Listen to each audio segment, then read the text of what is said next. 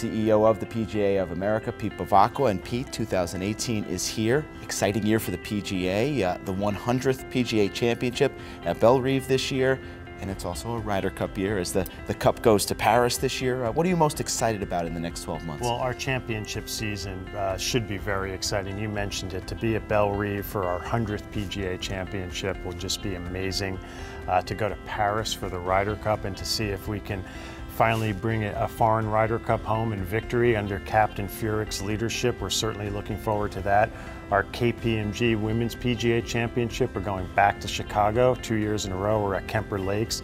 Our major championship schedule looks fantastic. And then I'm excited about what we're doing on the membership side of the aisle, what we're doing with education and employment, really how we're trying to grow the game through our 29,000 PGA professionals. So I'm hoping for and expect continued growth with PGA Junior League Golf, our partnership with Augusta National and the USGA around drive, chip, and putt, and really, trying to do everything we can to make the funnel into the game as big as possible. Have you, as one of the golf industry leaders, figured out the way to not only grow the game through millennials, but connect the game to millennials so that the health and the future of the game survives over the years? Well, what surprises many people is the biggest segment of the universe of people we have playing golfers is the age demographic of 18 to 34 at 6.2 million people.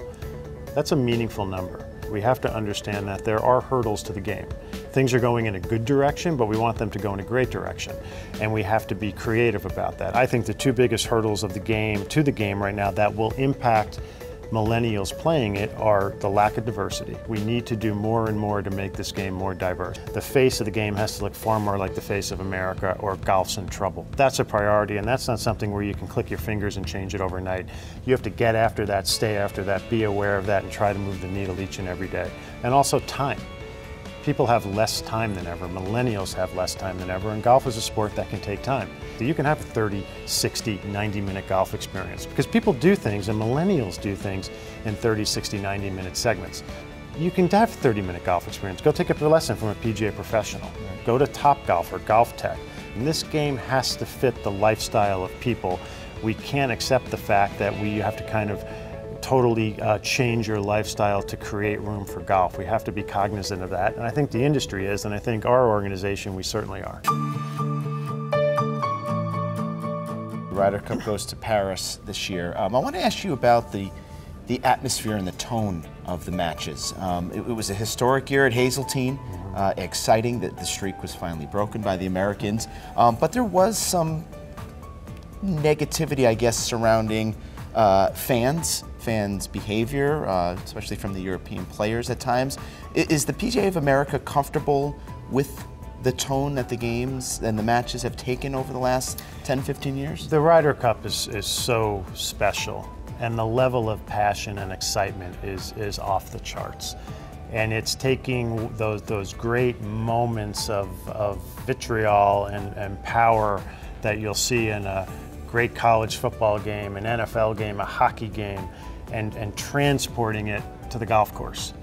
And that power and that passion and the fact that you're playing for your teammates and you're playing for your country. And if you ask those 24 Ryder Cup players to a man, they'll say that they've never experienced emotion or nervousness like that.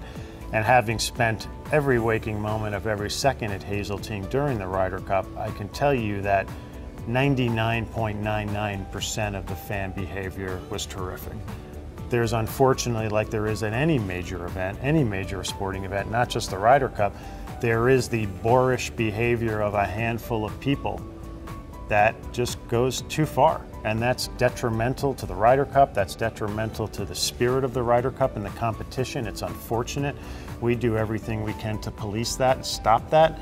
You're never going to be foolproof, you're never going to bat 1,000, but we'll act on it as quickly as we can to make sure it doesn't ruin the experience for the other 50,000 people out there, for the 24 players, and doesn't detract in any way from the majesty of the Ryder Cup.